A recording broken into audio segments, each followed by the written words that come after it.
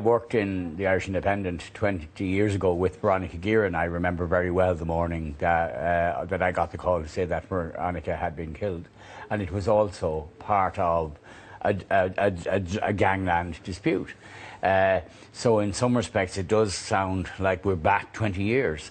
And it is shocking. I think the intensity of what happened last weekend caught everyone by surprise.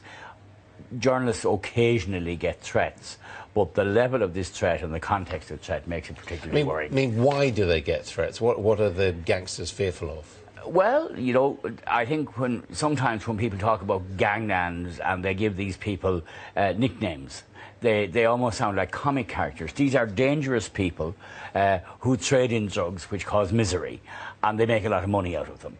And journalists ask questions and dig deep and expose them, and that makes them uncomfortable. And you know, the journalists in independent newspapers have been very courageous, but will continue to be courageous. And this is an attempt at silence. I mean, as we understand it, there appears to be a feud going on between rival factions, if you like. Do we know who is issuing these threats? I'm sure the Gardaí have suspicions as to who they are. Independent news and media sensibly have not said which gang the sources are emanating from. I don't suppose that either gang have particular respect for media or the rule of law, and I'm not going to, it would be invidious to speculate as to the source. It is worrying. It's worrying for the journalists concerned and for their families. It's also worrying for many freelance journalists, reporters and photographers who work alone and who do not have the support of the big corporations. I spoke this evening to management at Independent News and Media. They are very supportive. All media organisations will, of course, be reviewing their security.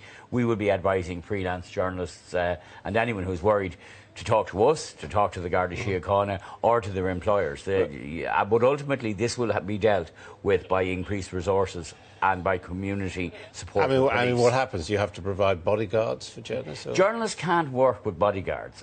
Journalists must work independently, and that includes working independently of the police. And this, of course, was a factor regularly in Northern Ireland. And Veronica Guerin is one of two journalists employed by Independent News and Media who were murdered. The other was Martin O'Hagan. And Martin O'Hagan declined police protection. Veronica Guerin refused police protection. Many other journalists have had to do so, because you cannot work independently as a journalist while relying for police protection.